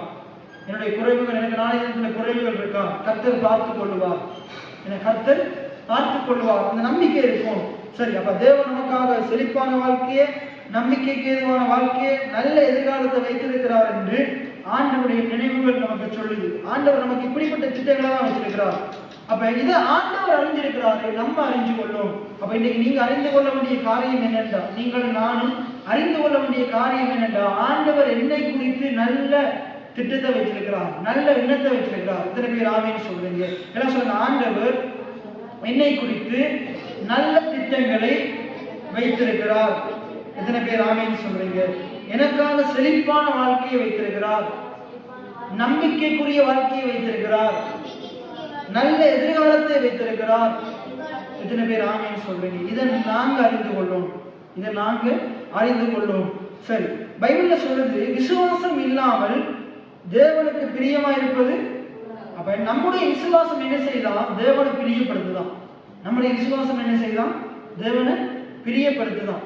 ரைட், நம்முடைய விசுவாசம் கீழே சொல்லுது எப்படிப்பட்ட விசுவாசமா இருக்கும். இப்ப நாங்க நம்முடைய விசுவாசம் தேவனை பிரியப்படுத்துதண்டா அது எப்படிப்பட்ட விசுவாசமா இருக்கணும்டா, அந்த விசுவாசம் தேவன் பேர்ல இருக்கும். அது சொல்லுது விசுவாசம் இல்லாமல் தேவனை பிரியப்படுத்த முடியாது. ஏனென்றால் இறைவனிடம் வருகிறவர்கள், தேவனிடம் வருகிறவர்கள் அவர் இருக்கிறார் என்றும். எப்படி விசுவாசிக்கணுமா? ஆண்டவர் இருக்கிறார், ஆண்டவர் என்னுடைய வாழ்க்கையில எல்லாமா இருக்கிறார். எத்தனை பேர் ஆமீன்னு சொல்றீங்க? மோசேக்கு ஆண்டவர் தன்னை எப்படி வெளிப்படுத்துறாரு? உங்களோட பேர் என்னன்னு கேட்கும் போது அவர் சொல்றாரு, நான் இருக்கிறவராகவே இருக்கிறேன். என்ன சொல்றார்? என் ஆண்டவர் இருக்கிறவராகவே இருக்கிறார். அப்படின்னு என்னுடைய வாழ்க்கையில் அவர் எல்லாமுமா இருக்கிறார். எப்படி இருக்கிறாரு? எல்லாமுமா இருக்கிறார். என்ன நம்முடைய பாதுகாவலர் நாங்க பயணம் செய்யும் போது, என்ன நாங்க போகும்போது வரும்போது ஆண்டவர் நமக்கு பாதுகாவலா இருக்கிறார், நம்மளை வழிநடத்துகிறவரா இருக்கிறார். என்ன நமக்கு முன்பாக போய் கோணலானவைகளை சுவைப்படுத்துகிறவரா இருக்கிறார். அப்ப ஆண்டவரத்தில் சேருகிறவர்கள் அவர் இருக்கிறார் என்றும் அவர் உண்டு என்றும் அவரை தேடுகிற நமக்கு பலன் அளிக்கிறார் என்றும் விசுவாசிக்கணும். எப்படி விசுவாசிக்கணுமா? ஆண்டவர் இருக்கிறார் என்று விசுவாசிக்கணுமா? இரண்டாவது பலன் அளிக்கிறவர். என்ன சொல்லுங்க? ஆண்டவர் இருக்கிறார், பலன் அளிக்கிறார். ஆண்டவர் இருக்கிறார், பலன் அளிக்கிறார். ஆண்ட கடவுள் உங்களோடு இருந்தா அது மனுஷனுக்கு முடங்கும். ஆண்டவங்களோடு இருக்கிறது அந்த மனுஷன் இருக்கிறவனுமே இருக்க மாட்டான். நாளுக்கு நாள் என்ன செய்வான்? வளருவான். அவனுடைய ஜெப வாழ்க்கை வளரும், கடவுளை தேடுறது வளரும். ஏன்னா அவனுடைய எல்லாமே வளரும், எல்லாத்துலேயும் ஒரு வளர்ச்சி இருக்கும். ஆனால் ஆண்டவர் ஒரு மனுஷனோட இல்லாட்டி அதுவும் தெரியும், அவனுடைய காரியங்கள் வாய்க்காது. அவன் நாள் குறைந்து கொண்டே போவான். அவன் கடவுளுக்குள்ள இருக்கிறவன் என்ன செய்வான்? நாளுக்கு நாள் என்ன செய்வான்? உயருவான், வளருவான். தேவன் அவனை பெருக செய்வார். அப்ப விசுவாசம் என்ற என்ன? நம்பப்படுகிறவர்களின் உறுதி. இந்த இன்னொரு காரியம் பார்த்தீங்கன்னா எதிர்பார்க்கிற காரியங்களை குறித்த நிச்சயம். விசுவாசம் என்ற என்ன? நம்பப்படுகிறவர்களின் உறுதி, எதிர்பார்க்கிற காரியங்களை குறித்த நிச்சயம். அப்ப ஆண்டவர் இருக்கிறார் என்று நமக்கு உறுதியா தெரியும். ஆண்டவர் இருக்கிறார் என்ற உறுதி உங்களுக்குள்ள இருக்குதா? இன்னைக்கு நீங்க ஆராய்ந்து பாருங்க, உங்களுக்குள்ள ஆண்டவர் இருக்கிறார் என்ற உறுதி இருக்குதா? இன்னைக்கு நிறைய விசுவாசிகளுக்குள்ள ஆண்டவர் ஒருவர் இருக்கிறார் என்ற உறுதி இல்லை. ஏதோ மத சடங்காசாரத்துக்காக ஆலயத்துக்கு வந்து போறாங்க. ஆண்டவர் இருக்கிறார் என்ற உறுதி இருக்குமா இருந்தா அவங்க இப்படி இருக்க மாட்டாங்க. உதாரணத்துக்கு சொல்லுவோமே, இப்ப நாங்க பைக் எடுத்துட்டு நான் ஓடுறேன்னு வைங்க, ஸ்பீட் நான் சிலன் ஓடுறேன். டிராஃபிக்கான இருக்கிறான உறுதியா எனக்கு தெரிஞ்சுதான் இருந்தா முன்னுக்கு வரணும் ஹெட்லைட் அடிச்சுட்டு போனா நான் என் பாட்டுக்கு ஸ்பீட்டை ஓடுவேன். அவன் உறுதியா இருக்கிறான்னு எனக்கு தெரிஞ்சிருச்சு. என் பாட்டுக்கு நான் என் இஷ்டப்படி பைக் ஓடுவேன். என்னோட லைசன்ஸ் எடுத்துக்கொள்ளாம நான் ஓடுவேன். அவன் இருக்கிறான்னு தெரிஞ்சுட்டா நான் எப்படி ஓடுவேன்? கவனமா ஓடுவேன். நான் என்னுடைய வாழ்க்கை நான் செய்ய வேண்டிய காரியங்கள்ல கவனமா இருப்பேன். ஏன்னா போக்குவரத்து சட்டங்களை கடைபிடிப்பேன். ஓமா இல்லையா? நீங்க ஆண்டவர் உங்களோடு கூட இருக்கிறார்ன்ற உறுதி உனக்குள்ள இருக்குமா இருந்தா, நீங்க நம்முடைய சபையில் இருக்கிற ஒவ்வொரு விசுவாசிகளையும் ஆண்டவர் ஒரு டிராஃபிக்காக எப்படி இதில் நிற்கிறான்ற உறுதி இருந்து கவனமா போறாங்களோ, ஆண்டவர் இருக்கிறார்ன்ற உறுதி இருக்குமா இருந்தா அவங்க தன்னுடைய வாழ்க்கையை கவனமா வாழ்வாங்க. அவங்க நினைச்சபடி தன்னுடைய வாழ்க்கையை வாழ மாட்டாங்க. எப்படி டிராபிக் அரசாங்க சட்டத்துக்கு கீழ்ப்படிஞ்சு நாங்கள் வாகனத்தை ஓடுறோமோ அதே போல நாங்கள் வாழ்க்கையை எப்படி வாழுவோம்? கர்த்தருடைய வேதத்தின் கற்பனைகளை கை கொண்டு வாழுவோம். இதற்கு மாறான வாழ்க்கையை வாழ மாட்டோம். நீங்க நிறைய பேருக்கு ஆண்டவர் இருக்கிறார் உறுதி இல்லாமத்தான் எப்படி வாழ்றாங்க? மை லைஃப் மை ரூல்ஸ், நான் நினைச்சபடிதான் இருப்பேன், எனக்கு நான் தான் சட்டம் போடுவேன் அப்படின்னு சொல்லி தான் நினைச்சபடி வாழ்றாங்க. அப்படி பைபிள் சொல்லல. நாங்க ஆண்டுடைய வார்த்தைக்கு கீழ்ப்படிஞ்சு நடக்கிறவங்களா இருப்போம். எத்தனை பேர் ஆமீன் சொல்றீங்க? மை லைஃப் மை ரூல்ஸ் நடக்க கூடாது. எப்படி நாங்க ஒரு அரசாங்க அதிகாரிகளுக்கு பயப்படுறோமோ அதே போல ஆண்டவருக்கும் என்ன செய்யணும்? பயப்படுறோம். நீங்க ஸ்கூலுக்கு போறீங்க, ஸ்கூலுக்கு போகும்போது ஸ்கூல்ல டீச்சர்ஸ் யாரும் இருக்கிறாங்க, முன்னுக்கு பிரின்சிபல் இருந்தா நீங்க பிந்தி போயிட்டு தைரியமா உள்ள போவீங்களா? அங்க என்ன செய்யணும்? அடிப்பாரோன்னு ஒரு பயம் வரும். அந்த நடுக்கம் இருக்கும், பயம் இருக்கும். அதனாலே அடுத்த முறை நேரத்துக்கு போவீங்க. அப்ப அதே போலதான் ஆண்டவர் பேர்ல நமக்கு ஒரு என்ன இருக்கும்? ஆண்டவர் பேர்ல ஒரு நல்ல ஒரு பயம் கனம் இருக்கும். ஆண்டுடைய காரியங்களுக்கு டைமுக்கு போகும். அப்ப ஆகையினால நாங்க என்ன செய்யணும்? ஆண்டவர் இருக்கிறார் என்றும் ஆண்டவர் இருக்கிறார். அவர் பலன் அளிப்பார். ஆண்டவர் உங்களோடு கூட இருக்கிறார். அவர் உங்களுக்கு துணை நிற்கிறார். இத்தனை பேர் ஆமீன் சொல்றீங்க? அவர் உங்களுக்கு பலன் அளிப்பார் அப்படின்ற ரிவார்டு சொல்லுவாங்க. நன்மையான காரியங்கள் ஆண்டவர் தருவார். விசுவாசிக்கிறீங்களா? ஆண்டவர் என்னோடு இருக்கிறாரு, எனக்கு பலன் அளிக்கிறார், நான் செய்கிற காரியங்கள்லாம் வாய்க்கும். எத்தனை பேர் ஆமீன் சொல்றீங்க? அப்ப விசுவாசம் என்னது? நான் எதிர்பார்க்கிற காரியங்களை ஆண்டவர் எனக்கு தருவார், அதை பலனாக தருவார். எத்தனை பேர் ஆமீன் சொல்றீங்க? அவர் பலனாக தருவார். இதுதான் விசுவாசம். ஏன்னா ஆண்டவர் இருக்கிறார் என்ற உறுதி, ஆண்டவர் ஒருவர் இருக்கிறார் என்ற உறுதினா என்னது? விசுவாசம். அவர் எல்லா நேரத்திலையும் என்னோடு கூட இருக்கிறார். உங்களுடைய தகப்பன் தாய் கூட இல்லாட்டியும் ஆண்டவர் உங்களோடு இருக்கிறார். உங்களுடைய நண்பர்கள் உங்களோடு இல்லாட்டியும் ஆண்டவர் கூட இருக்கிறார். உங்களுடைய பிள்ளைகள் பெற்றோர் இல்லாட்டியும் கடவுள் உங்களோடு கூட இருக்கிறார். எல்லா இடத்திலையும் இருக்கிறார். எல்லா நேரமும் இருக்கிறார். எல்லா நேரமும் இருக்கிறார்.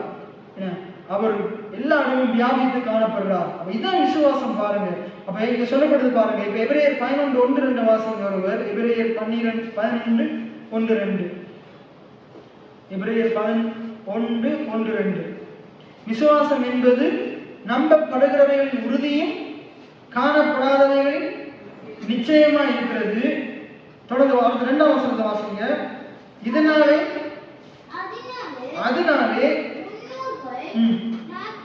நற்சாட்சி பெற்றார்கள். இந்த பைபிள் சொல்லுது பாருங்க. விசுவாசம் என்பது நாம் எதிர்பார்த்திருக்கும் காரியங்களை குறித்த நிச்சயமும். என்ன எதிர்பார்த்திருக்கிறோம்? தேவன் என்னோடு கூட இருக்கிறார், அது உண்டு. பட் எனக்கு அவர் பலன் அளிக்கிறார். எத்தனை பேர் ஆமீன் சொல்றீங்க? அவர் என்னை பாதுகாக்கிறார், எனக்கு வெற்றியை தர்றார், சுகத்தை தர்றார், சமாதானத்தை தர்றார். இந்த காரியங்களை அவர் நமக்கு தர்றார் என்ற ஒரு நிச்சயம். அதே போல நம்மால பார்க்க முடியாத குறித்து ஒரு உறுதி. அப்ப இப்படிப்பட்ட விசுவாசத்தினாலே நம்முடைய முன்னோர்கள் நற்சாட்சி பெற்றாங்க. அப்ப ஆபிரகாம், ஈசாக்கு, யாக்கோபு, யோசேப்பு, மோசே, யோசுவா, காலேப், இதே போல இவங்க எல்லாம் எப்படிப்பட்ட விசுவாசத்தோடு வாழ்ந்தாங்க? இவங்க எல்லாம் ஏன் நற்சாட்சி பெற்றாங்க? இவங்க எல்லாம் ஏன் உலகத்துல பெரிய ஒரு விசுவாச வீரர்களா இன்னைக்கு நம்மளால பார்க்க முடியுது? ஏன் இவங்க உலகத்தை எப்படி கலக்கினாங்கன்னா, இவங்க கர்த்தர் இருக்கிறார் என்ற விசுவாசம் உடையவங்களா இருந்தாங்க. இந்த உலகத்தை படைத்த ஆண்டவர் என்னோடு கூட இருக்கிறார். என்ன சொல்லுங்க? இந்த உலகத்தை படைத்த ஆண்டவர் என்னோடு கூட இருக்கிறார். எத்தனை பேர் ஆமீன் சொல்லுங்க? என்னை உண்டாக்கின ஆண்டவர் என்னோடு கூட இருக்கிறார். இந்த விசுவாசம் அவங்களுக்குள்ள இருந்துச்சு. இன்னைக்கு வேடம் மதத்தாக்கள் என்ன செய்யறாங்க? ஆண்டவர் கோயில்ல மட்டும்தான் இருக்கிறார், கடவுள் கோயில்ல மட்டும்தான் இருக்கிறார். அப்படி சில பேர் ஆண்டவர் தூண்லையும் துரும்புலையும் இருக்கிறார் அப்படி சொல்றாங்க. இல்ல, ஆண்டவர் உங்களுக்குள்ள இருக்கிறார். வேதம் சொல்லுது ஆண்டவர் உங்களுக்குள்ள இருக்கிறார். அவர் மகிமை நம்பிக்கையாக உங்களுக்குள்ள இருக்கிறார். நீங்க அவருடைய பிள்ளைகளா இருக்கிறீங்க. உங்களுக்குள்ள வாசம் செய்கிறார். அப்படிதான் வேதம் கற்றுக் கொடுக்குது. அவர் எங்கேயோ இல்லை, இன்னொரு இடத்துல இல்லை, அவர் உங்களுக்குள்ள இருக்கிறார். எத்தனை பேர் ஆமீன் சொல்றீங்க? அப்ப இதனாலதான் அவங்களுக்குள்ள என்ன விசுவாசம் இருந்துச்சு? ஆபிரகாமுக்குள்ள என்ன விசுவாசம் இருந்துச்சு? ஆண்டவர் என்னோட கூட இருக்கிறார். யோசேப்புக்குள்ள என்ன விசுவாசம் இருந்துச்சு? ஆண்டவர் என்னோடு கூட இருக்கிறார். நம்ம வேகமாக ரெண்டு வசனங்களை பார்க்க போகிறோம். நாங்கள் திருப்பிக் கொள்ளுவோம். 1 சாமுவேல் 16:18. 1 சாமுவேல் 16:18. 1 சாமுவேல் 16:18. இந்த முன்னோர்களுக்குள்ள எப்படிப்பட்ட விசுவாசம் இருந்தது, அதாவது தாவீதுக்குள்ள எப்படிப்பட்ட விசுவாசம் இருந்தது. 1 சாமுவேல் 16:18 பாருங்க. 16ஆம் அதிகாரம் 18ஆம் வசனம். அதுல சொல்லுது, 17ஆம் வசனத்திலிருந்து பார்ப்போம். சவுல் தன் ஊழியக்காரரை பார்த்து, நன்றாய் வாசிக்கத்தக்க ஒரு ஒருவனை தேடி என்னிடத்தில் கொண்டு வாருங்கள் என்றார். அப்பொழுது அந்த வேலைக்காரன் ஒருவன் பிரதித்திரமாக, இதோ பெத்லகேமானாகிய ஈசாயின் குமாரன் ஒருவனை கண்டிருக்கிறேன். அவன் வாசிப்பதில் தேறினவன், அவன் பராக்கிரமசாலி, அவன் யுத்த வீரன், அவன் காரிய சமர்த்தன், அவன் சௌந்தரியம் உள்ளவன், கர்த்தர் அவனோட கூட இருக்கிறார் என்றான். எத்தனை பேர் ஆமென் சொல்லுங்க? சவுல் ராஜா நல்ல ஒரு இசையமைக்கிற ஒரு வாலிபனை கூட்டிட்டு வாங்கன்னு சொல்லும் போது, அவனுடைய வீட்டில் இருக்கிற ஒருத்த வீரன் என்ன சொல்றான்? எனக்கு தெரிஞ்ச ஒருத்தன் இருக்கிறான், அவன் யுத்த வீரன், அவன் ஈசாயின் குமாரன், அவன் பெத்லகேமில இருக்கிறவன், பெத்லகேமில ஈசாயின் குமாரனா இருக்கிறவன், அவன் எனக்கு தெரியும், அவன் நல்லா என்ன செய்வான், இசைக்கருவிகளை வாசிப்பான், என்ன அவன் பராக்கிரமசாலி, அவன் யுத்த வீரன், அவன் காரிய சமர்த்தன், அவன் சௌந்தரியம் உள்ளவன், அவன் கர்த்தர் அவனோட கூட இருக்கிறான்.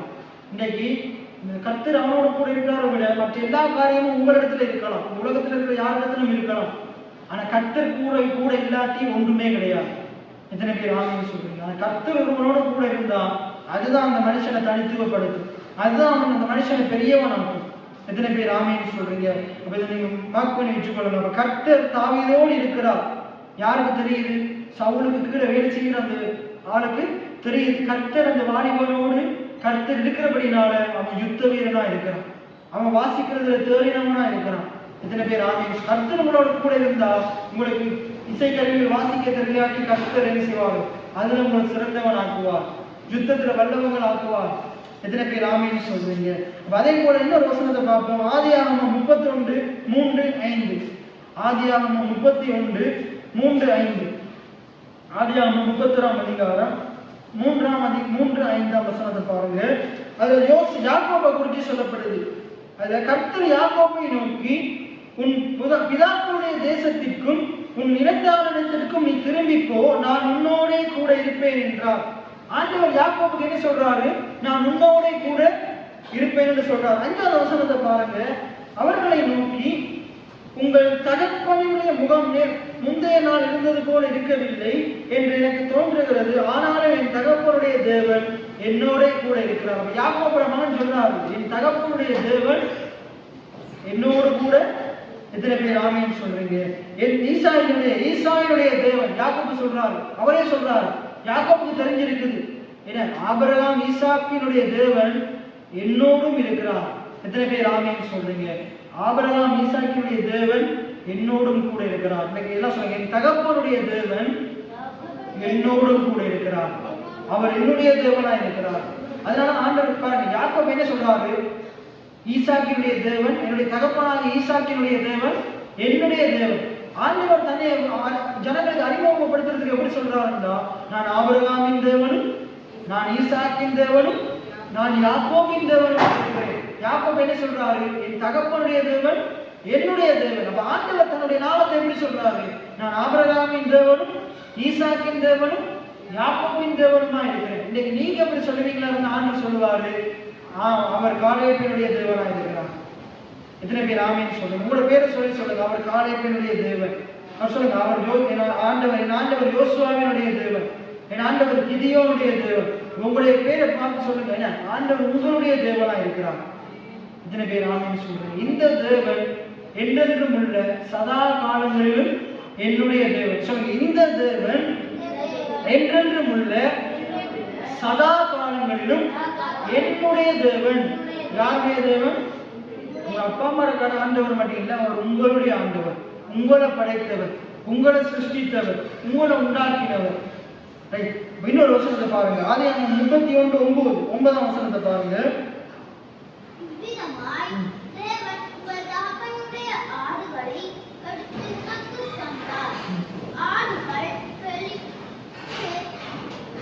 நம்ம பார்த்தோம், விசுவாசம் என்றால் என்னது?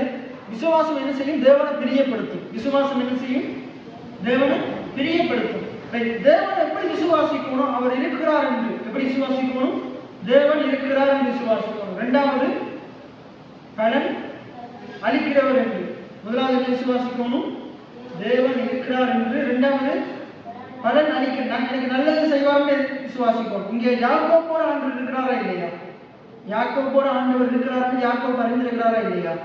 அறிந்திருக்கிறார். என்ன தெரிஞ்சிருக்கிறார்? கடவுள் என்னோடு இருக்கிறார், என் தகப்பனுடைய ஆண்டவர் என்னோடு இருக்கிறார். இந்த இடத்துல பாருங்க என்ன சொல்றது? இவ்விதமாக தேவன் உங்கள் தகப்பனுடைய இவ்விதமாய் தேவன் உங்கள் தகப்பனுடைய ஆடுகளை எடுத்து எனக்கு தந்தார். அப்ப அந்த ஆடுகளை யாக்கோபுக்கு கொடுத்தது யாரா? தேவன் தந்தார். எத்தனை பேர் ஆமீன் சொல்றீங்க? அவனுடைய கையின் பிரயாசத்துக்குரிய பலனை யார் தந்தா? தேவன் தந்தார். இன்னைக்கு உங்களுடைய கையின் பிரயாசத்துக்குரிய பலனை யார் தர்றா? கர்த்தர் தர்றார். இன்னைக்கு உங்களுக்கு சுகத்தை யார் தர்றா? கர்த்தர் தர்றார். உங்களை யார் வழி நடத்துறார்? கர்த்தர் வழி நடத்துறார். யார் உங்களுக்கு நிழலா இருக்கிறார்? கர்த்தர் நிழலா இருக்கிறார். யார் கேடகமா இருக்கிறார்? கர்த்தர் உங்களுக்கு கேடகமா இருக்கிறார். அவர் எப்படிப்பட்டவர்? உங்களோடு கூட இருக்கிறவர். இரண்டாவது, உங்களுக்கு பலன் அளிக்கிறவர். என்னோடு சொல்லுங்க, என்னோடு கூட இருக்கிறவர், எனக்கு பலன் அளிக்கிறவர். எத்தனை பேர் ஆமீன் சொல்றீங்க? அப்ப கர்த்தர் யாக்கோபோடு கூட இருக்கிறார், யாக்கோபுக்கு பலன் அளிக்கிறார். அப்ப உங்க என்னோடும் கூட இருக்கிறார், எனக்கும் நிச்சயமா பலன் அளிப்பார். எத்தனை பேர் ஆமீன் சொல்றீங்க? இப்ப 1 சாமுவேல் 18:12 பாருங்க. 1 சாமுவேல் 18:12. 1 சாமுவேல் 18ஆம் அதிகாரம் 12ஆம் வசனம். கர்த்தர் தாவீதோட கூட இருக்கிறார். என்ன சொல்லுங்க? கர்த்தர் தாவீதோட கூட இருக்கிறார். அப்ப பாருங்க, சவுல் சொல்றாரு, கர்த்தர் தாவீதோடு கூட இருக்கிறார், என்னை விட்டு விலகி போனார் என்று சவுல் கண்டு தாவீதுக்கு பயந்து அவனை தன்னிடம் விட்டு அப்புறப்படுத்தி அவனை 1000 பேருக்கு அதிபதியாக வைத்தான். அப்படியே அவன் ஜனத்திற்கு முன்பாக போக்கும் வரத்துமா இருந்தான். சொல்லிட்டு பாருங்க, தாவீது தன் செய்கைகளில் எல்லாம் புத்திமானாய் நடந்தான், கர்த்தர் அவனோட கூட இருந்தான். எத்தனை பேர் ஆமீன் சொல்றீங்க? பாருங்க, சவுல் பெரிய ஒரு ராஜா. சவுல் யாரு? முழு இஸ்ரவேல் தேசத்துக்கும் ராஜா. தாவீது யாரு? ஒரு சின்ன பையன். தாவீது யாரு? ஆடு மேய்க்கிற சாதாரணமான வேலை செய்கிற சின்ன பையன். ஒருவேளை நீங்கள் சாதாரணமான ஒரு வேலை செய்கிற ஆளா இருக்கலாம், சிறிய வாலிபனா இருக்கலாம். நான் என்ன உங்களுக்கு சொல்றேன், கர்த்தர் உங்களோட கூட இருப்பாரா இருந்தா அவர் மிகப்பெரிய ஆளோட உங்களை பெரியவனாக்குவார். எத்தனை பேர் ஆமீன் சொல்றீங்க? உலகத்துல மிகப்பெரிய, அன்னைக்கு இஸ்ரவேல் தேசத்துல மிகப்பெரிய ஆள் யாருன்னா யார் மிகப்பெரிய ஆள்? சவுல் ராஜா தான் மிகப்பெரிய ஆள். தாவீது யாரு? எங்கேயோ ஒரு வனாந்தரத்துக்குள்ள ஆடு மேய்க்கிறார். ஆனா கர்த்தர் ஒரு கூட இருக்கிறபடினால அவன் எப்படி ஆகினாரு? அதெல்லாம் பைபிள் சொல்லுது, சிறியவனை புழுதியிலிருந்து எடுத்து பிரபுக்களோடும் ராஜாக்களோடும் உட்கார செய்கிறவனா இருக்கிறான். அவனோட கூட இருக்கிற ஆண்டவர் அவனை என்ன செய்யறாரு? சிங்காசனத்திற்கு ஏற்றார், அவன் அரியணைக்கு ஏற்றார். எத்தனை பேர் ஆமீன் சொல்றீங்க? அங்க பாருங்க, அதுல சொல்றது அழகா சொல்லப்படுது. கர்த்தர் தாவீதோடு இருக்கிறார் என்று சவுலுக்கு தெரிந்ததுனால ஒன்று, அவனுக்கு சவுலுக்கு என்ன தெரியுது? சவுல் ராஜாவுக்கு என்ன தெரியுது? கர்த்தர் தாவீதோடு இருக்கிறார், என்னை விட்டு விலகி போனார் என்று சவுல் கண்டு, மற்ற கர்த்தரோடு ஒரு மனுஷனோட கடவுள் இருப்பாரா இருந்தா அவனை பார்த்து எல்லாம் பயப்படுவான். நீங்க மற்றாக்களை பார்த்து பயப்பட மாட்டீங்க. கடவுள் உங்களோட கூட இருந்தா உங்களை பார்த்து மற்றாக்கள் பயப்படுவான். எத்தனை பேர் ஆமீன் சொல்றீங்க? அப்ப பாருங்க, சவுல் அவனை பார்த்து பயப்படுறாரு. பயப்பட்டு என்ன சொல்றாரு? அவனை தன்னிடம் வந்து கொஞ்சம் தள்ளி வைக்கிறார். இவன் என்கிட்ட வரவே கூடாது. என்ன, நாங்க மற்றாக்களுக்கு பயந்து வாழ தேவையில்லை. நம்மளை கண்டு அநேகர் பயந்து வாழ்வாங்க. நம்மளோட கூட கர்த்தர் இருந்தா அநேகர் பயப்படுவாங்க. ராகேல் சொல்றார் பாருங்க, ராகா என்ன செய்யறாங்க? அந்த எரிகோ மதில் தான் அவங்க வீடு இருக்குது. அங்க 2 பேர் என்ன செய்யறாங்க? அந்த அங்க உழவு பார்க்கறதுக்கு வர்றாங்க. வரும்போது இவன் வீட்டுல அவங்களை ஒழிச்சு வைக்கிறாங்க. அப்ப சொல்றாங்க, இந்த தேசத்துல இருக்கிற எல்லாரும் என்ன செய்யறாங்க? உங்களை கண்டு பயப்படுறாங்க, உங்களை கண்டு பயப்பட்டு கொண்டிருக்கு. இவங்க இந்த முதல் நாம என்ன அவன் 13-14 வாசிச்சோம் நானே, 12 பேரை உழவு பார்க்கறதுக்கு அனுப்புறாங்க.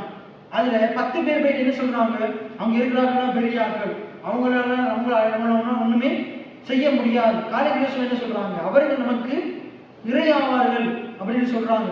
அப்ப இந்த அப்ப இவங்க 40 வருஷம் கழிச்சுதான் அங்க போறாங்க. போகும்போது சொல்றாங்க, இவங்க இன்னும் பயந்து கொண்டிருக்கிறாங்க உங்களை குறிச்சு கேள்விப்பட்டு. ஏன்னா உங்களோட கர்த்தர் இருக்கிறார், அவர் உங்களை கொண்டு பயங்கரமான காரியங்களை செய்யறாருன்னு எல்லாம் பயப்படுறாங்க. அப்படின்னு கேள்விப்பட்ட உடனே இவங்க போயிட்டு என்ன செய்யறாங்க? வந்து அந்த மதுரை அடிச்சு எரிகோ தரமட்டமாகப்பட்டு அவன் உள் பிரவேசிக்கிறாங்க. எத்தனை பேர் ஆமேன்னு சொல்றீங்க? இன்னைக்கு அதே போல கடவுள் உங்களோடு கூட இருக்கிறபடினால உங்களுடைய எதிரிகள் உங்களை கண்டு பயப்படுவாங்க. கர்த்தர் அவர்கள் முன்பாக உங்களுக்கு பந்தியை ஆயத்தப்படுத்தி ஆண்டவர் உங்களுடைய தலையை எண்ணெயால் அபிஷேகம் பண்ணுவார், ஆண்டவர் உயர்த்துவார். எத்தனை பேர் ஆமேன்னு சொல்றீங்க? அப்ப இங்க பாருங்க என்ன நடக்குது. கடவுள் தாவீதோடு இருக்கிறபடினால எதிரியாகிய சவுல் ராஜா அவனை விட்டு விலகி போறார். என அவனை கண்டு பயப்படுறார். அங்க பைபிள் அதுல மற்றது அவனுக்கு உயர்வுகள் வருது. அவனுக்கு ஒரு உயர்வுகள். ஆடு மேய்க்கிறவன் என்ன செய்யறான்? 1000 பேருக்கு அதிபதி ஆகிறான். என்ன சொன்ன? ஆடு மேய்க்கிறவன் 1000 பேருக்கு அதிபதி ஆகிறான்.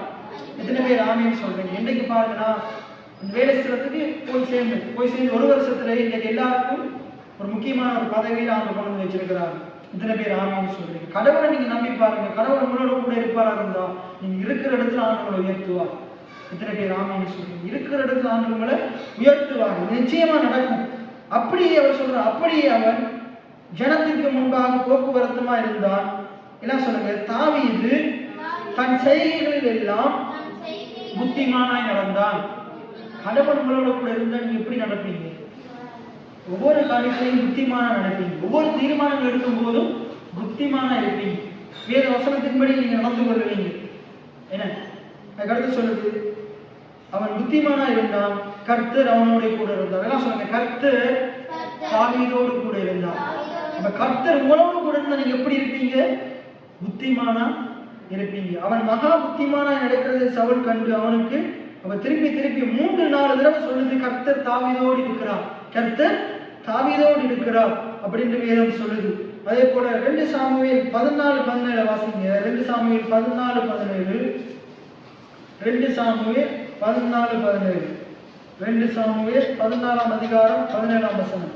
அப்பொழுது சவுல் தன்னோடு கூட இருக்கிற ஜனங்களை நோக்கி, நம்மிடத்திலிருந்து போவார்கள் யாரென்று விளக்கப்பார்கள். 14:17 அதுல சொல்லுது பாருங்க. ராஜாவாகிய ஆண்டவருடைய வார்த்தை எனக்கு ஆறுதலா இருக்கும் என்று உன் அடியாளாகிய நான் எண்ணினேன். நன்மையையும் தீமையையும் கேட்கும்படி ராஜாவாகிய ஆண்டவன் தேவனுடைய தூதரை போல் இருக்கிறார். இதற்கு உம்முடைய தேவனாகிய கர்த்தர் உம்மோடே கூட இருக்கிறார். அங்கே பாருங்க, தெளிலால் தெக்கோவா ஊர் இஸ்திரி, தெளிலாலில தெக்கோவா ஊர் இஸ்திரி என்ன சொல்றாருன்னா, கடவுள் உம்மோடு கூட இருக்கிறார்னு சொல்றார். எத்தனை பேர் ஆமேன்னு சொல்றீங்க? அப்ப சாலமோனோடு தாவீதோடு கர்த்தர் இருக்கிறார்ன்றத அவங்க எதிரிகள் என்ன செய்யறாங்க? அவங்களை சுத்தி இருக்கிற ஜனங்கள் காண்றாங்க. அதே போல இயேசு கிறிஸ்து யோவான் 8ஆம் அதிகாரம் 29ஆம் வசனத்தை எடுங்க. யோவான் 8ஆம் அதிகாரம் 29ஆம் வசனம். யோவான் 8ஆம் அதிகாரம் 29ஆம் வசனம். யோவான் 8ஆம் அதிகாரம் 29ஆம் வசனம். அங்க இயேசு சொல்றாரு பாருங்க, என்னை அனுப்பினவர் என்னோட கூட இருக்கிறார். எப்படி சொல்றாரு? என்னை அனுப்பினவர் என்னோட கூட இருக்கிறார். நான் அவருக்கு பிரியமானவைகளை எப்பொழுதும் செய்கிறபடினால் அவர் என்னை தனியாக இருக்க விடுவதில்லை. எத்தனை பேர் ஆமேன்னு சொல்றீங்க? இயேசு சொல்றார், என்னைய பரலோகத்தில் இருந்து அவருடைய மடியில் இருந்து என்னை இந்த பூமிக்கு அனுப்பினவர் அவர் இன்றைக்கும் என்னோடு கூட இருக்கிறார். எத்தனை பேர் ஆமேன்னு சொல்றீங்க? நான் அவர் சொன்னதெல்லாம் செய்கிறபடினால் ஒரு நாள் அவர் என்னை எப்படி இருக்க விட மாட்டாராம்? தனியே இருக்க விட மாட்டாராம். தனியே இருக்க விட மாட்டாராம். நான் தனித்திறேன். யோவான் 16:32 சொல்றாரு, நான் தனித்திறேன், பிதா என்னுடனே கூட இருக்கிறார். என்ன சொல்லுங்க? நான் தனித்திறேன், இயேசு என்னுடனே கூட இருக்கிறார். நான் தனித்திறேன், இயேசு என்னுடனே கூட இருக்கிறார். எத்தனை பேர் ஆமேன்னு சொல்றீங்க? அப்ப பழைய ஏற்பாட்டு பரிசுத்தவான்களோடு இருந்த ஆண்டவர் என்னோடும் இருக்கிறார். பழைய ஏற்பாட்டு பரிசுத்தவான்களுக்கு பலனளித்த ஆண்டவர் அவர் என்னோடும் கூட இருந்து எனக்கு பலனளிக்கிறவராய் இருக்கிறார். அவர் உங்களோடு கூட இருந்து உங்களுக்கு பலனளிக்கிறவராய் இருக்கிறார். என ஆண்டவர் ஆபிரகாமுக்கு சொல்றார், நான் உன்னோடே கூட இருந்து உன்னை ஆசீர்வதிக்கிறவர்களை ஆசீர்வதிப்பேன். எத்தனை பேர் ஆமேன்னு சொல்றீங்க? பூமியில் இருக்கிற வம்சங்கள் எல்லாம் உனக்குள்ளும் உன் சந்ததிக்குள்ளும் ஆசீர்வதிக்கப்படும். என நான் உன்னோடு இருந்து நீ போகும் இடமெல்லாம் உன்னை ரட்சிப்பேன் ஆண்டவர் சொல்றார். எத்தனை பேர் ஆமேன்னு சொல்றீங்க? ஆண்டவர் சொல்றாரு, எப்படி சொல்றாருன்னா, நான் உனக்கு சொன்னதை செய்யும் அளவும் உன்னை விட்டு விலகுவதும் இல்லை, உன்னை கைவிடுவதும் இல்லை. யோசுவாவுக்கு சொல்றார் 1:5ஆம் வசனத்துல, நான் மோசையோடு இருந்தது போல உன்னோடும் இருப்பேன், நான் உன்னை விட்டு விலகுவதும் இல்லை, உன்னை கைவிடுவதும் இல்லை. ஆண்டவர் மோசைக்கு சொல்றாரு, மோசைக்கு யாத்திராகமம் 3:12 சொல்றாரு, நான் உன்னோடே கூட இருப்பேன். ஆதியாகமம் 32:3 சொல்றாரு, நான் உன்னோட கூட இருப்பேன். யோசேப்புக்கு சொல்றார். அப்ப ஆண்டவர் பாருங்க, பழைய ஏற்பாடு பரிசுத்தவான்கள் எல்லாருக்கும் இது வாக்கு பண்ணியிருக்கிறார். அதே போல நியாயாதிபதி 6:16, நான் உன்னோட கூட இருப்பேன். ஒரே மனுஷனை முறியடிப்பது போல நீ மீதியானியரை முறியடிப்பாய். எத்தனை பேர் ஆமென் சொல்றீங்க? ஒரு மனுஷனோட யுத்தம் செய்வது போல நீ மீதியானியரை முறியடிப்பாய். அதே போல எபிரேயர் 13:5 சொல்றார், நான் உன்னை விட்டு விலகுவதும் இல்லை, உன்னை கைவிடுவதும் இல்லை. அதே போல அப்போஸ்தலர் 18:10 சொல்றார், நான் உன்னுடனே கூட இருக்கிறேன், உனக்கு தீங்கு செய்யும்படி ஒருவனும் உன்மேல் கை போடுவதில்லை. எல்லாம் சொல்லுங்க, ஆண்டவர் என்னோடு கூட இருக்கிறார், ஒருவனும் எனக்கு தீங்கு செய்யும்படி, என் திருச்சபைக்கு தீங்கு செய்யும்படி, என் குடும்பத்துக்கு தீங்கு செய்யும்படி கை போட முடியாது. எத்தனை பேர் ஆமென் சொல்றீங்க? அப்போஸ்தலர் 18:10 ஆண்டவர் எங்களோடு இருக்கிறார், நாங்க செய்கிறதெல்லாம் வாய்க்கும், ஒருத்தரும் எங்க மேல கை போட முடியாது. இந்த நிச்சயமுடையவங்களா இருப்போம். இதுதான் விசுவாசம். ஏன்னா மத்தேயு 28:20 சொல்றாரு, இதோ உலகத்தின் முடிவு வரையும் சகல நாட்களில், என்ன சொல்லுங்க, சகல நாட்களில் அவர் என்னோடு கூட இருக்கிறார். வாக்கு பண்ணின ஆண்டவர் என்னோடு கூட இருக்கிறார்.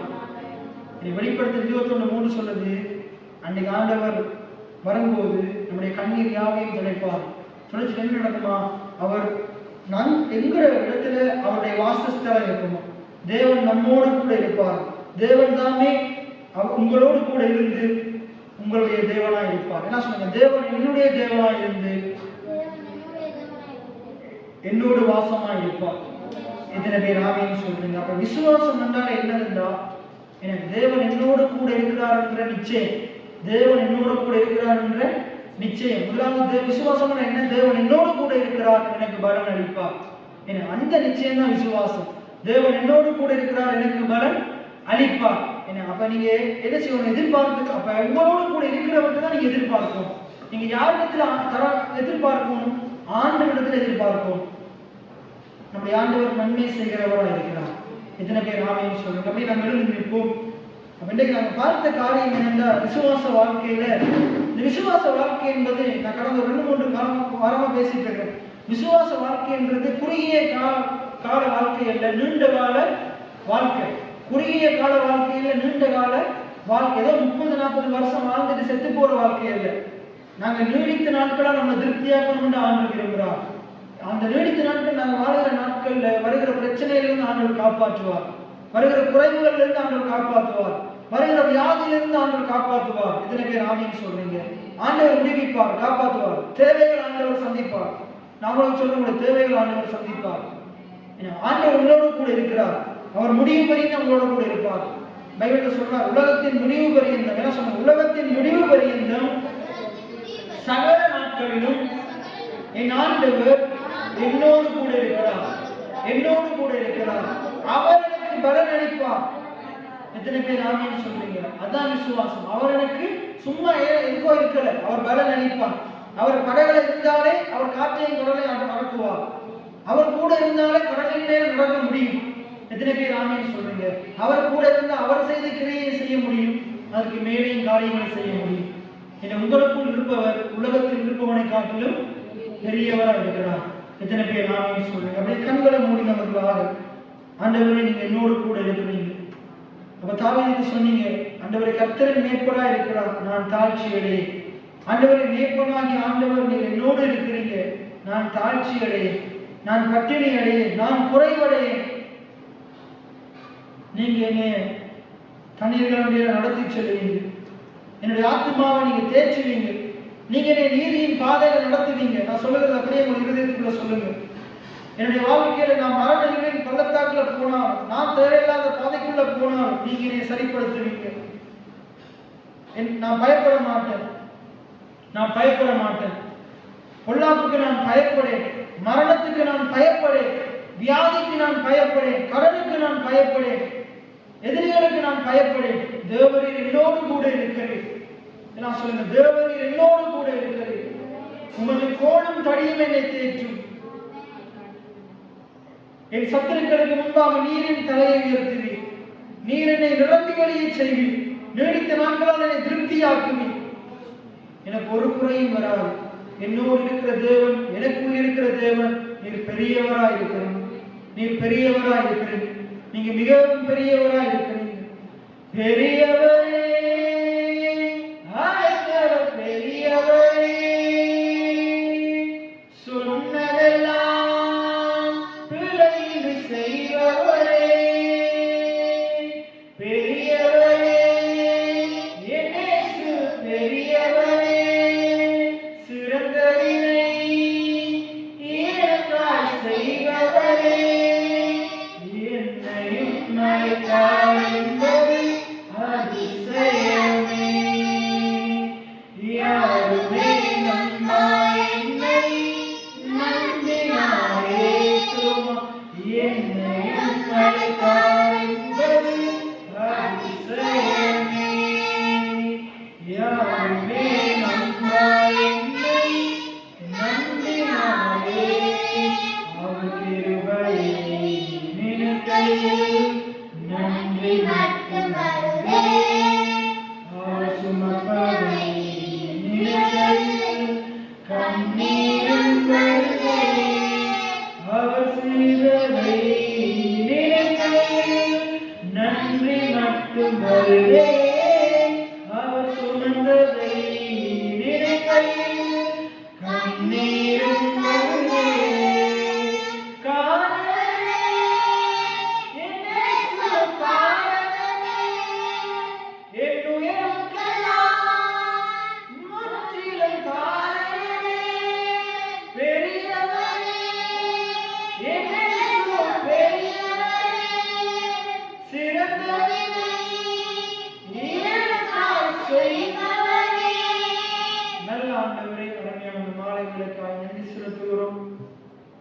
பிள்ளைகளாக நம்முடைய சமூகத்தில் இருக்க தந்த தயவுக்காக, கிருபைகளுக்காக நன்றி செலுத்துகிறோம். ஆண்டவரே, இந்த இடத்துல கேட்ட வார்த்தையின்படி ஆண்டவரே, எங்களுடைய விசுவாசம், ஆண்டவரே, நீர் எங்களோடு கூட இருக்கிறீர். நீர் எங்களுடைய தேவைகளை சந்திப்பீர். எங்களுடைய பிரச்சனைகளை நீங்க நிவர்த்தி செய்வீங்க. ஆண்டவரே, எங்களுடைய வாழ்க்கையில நீர் பலனளிக்கிறவர் என்பதை குறித்து அந்த விசுவாசத்திலே நாங்கள் உறுதியாக நிச்சயமா இருக்க நாங்கள் எதிர்பார்த்திருக்கிற முடிவை ஆண்டவரே நீர் எங்களுக்கு தருவீங்க சுவாமி. ஆண்டவரே, எங்களுடைய எதிர்பார்ப்பை காட்டிலும், எங்களுடைய நம்பிக்கையை காட்டிலும் நீர் எங்கள் மேல் கொண்டிருக்கிற திட்டங்கள் பெரியவனா இருக்கிறது, பெரியவர்களா இருக்கிறது சுவாமி. அதை நீர் எங்களுடைய வாழ்க்கையை நிறைவேற்றி முடிக்க போதுமானவராக இருக்கிறது. அதற்காக நன்றி செலுத்துகிறேன். இந்த சத்தியத்தை இந்த பிள்ளைகள் நன்றாக உணர்ந்து கொள்வார்களாக. ஆண்டவர் என்னோடு கூட இருக்கிறார், அவர் எனக்கு பலன் அளிப்பார். ஆண்டவரின் குடும்பத்தோடு கூட இருக்கிறார், ஆண்டவரின் குடும்பத்துக்கு பலன் அளிப்பார். ஆண்டவரின் சபையோடு கூட இருக்கிறார், ஆண்டவரின் சபைக்கு பலன் அளிப்பார். இந்த ரகசியத்தை இந்த பிள்ளைகள் புரிந்து கொள்வார்களாக. இந்த பிள்ளைகளுடைய பெற்றோர் புரிந்து கொள்வார்களாக. இந்த பிள்ளைகளுடைய பிள்ளைகள் புரிந்து கொள்வார்களாக. இதை இவருடைய எதிர்கால சந்ததி புரிந்து கொள்வதாக சுவாமி. சேனைகளின் கர்த்தர் எங்களோடு கூட இருக்கிறார். நாங்கள் செய்கிற காரியம் வாய்க்கும் என்பதை புரிந்து கொள்வார்களாக சுவாமி. பழைய ஏற்பாட்டு பரிசுத்தவான்களோடு கூட இருந்த ஆண்டவர், அவர்களுக்கு பலன் கொடுத்த ஆண்டவர், இவர்களோடு கூட இருப்பீராக. இவர்களுக்கு பலனை கொடுப்பீராக ஆண்டவரே. இவர்களோடு கூட இருந்து இவர்களுக்கு செய்கிற காரியம் பயங்கரமா இருப்பதாக. இந்த பிள்ளைகளை நீங்கள் பாதுகாத்துக் கொடுங்க, பராமரித்துக் கொடுங்க, தேவைகளை சந்திக்கு, குறைவுகளை நிறைவாக்குங்க. நீர் இவர்களோடு கூட இருக்கிறீர் என்பதை இந்த பட்டணத்தின் ஜனங்கள் அறிந்து கொள்வார்களாக. இந்த ஜனங்கள் அறிந்து கொள்வார்களாக. நீர் எங்களோடு இருக்கிறதை, எங்கள் திருச்சபையோடு இருக்கிறதை இந்த சமுதாயம் அறிந்து கொள்வதாக சுவாமி. அறிந்து கொள்வதாக சுவாமி. அபூர்வமான எங்களை மலை மேலுள்ள பட்டணமாக வைத்திருக்கிற தேவக்காய் நன்றி செலுத்துகிறேன். உமக்குள்ள இன்னும் வளர கனி கொடுக்க உதவி செய்கிறார்கள். அருமையான அந்த பிள்ளைகளை ஆசீர்வதிக்கிறேன். இந்த பிள்ளைகள் தொடர்ந்து வார்த்தைக்கு முதலிடம் கொடுப்பார்களாக, வார்த்தையை கேட்பார்களாக, வார்த்தையை புரிந்து உணர்ந்து கொள்வார்களாக, விசுவாசிப்பார்களாக, என் பலனை பெற்றுக் கொள்வார்களாக சுவாமி.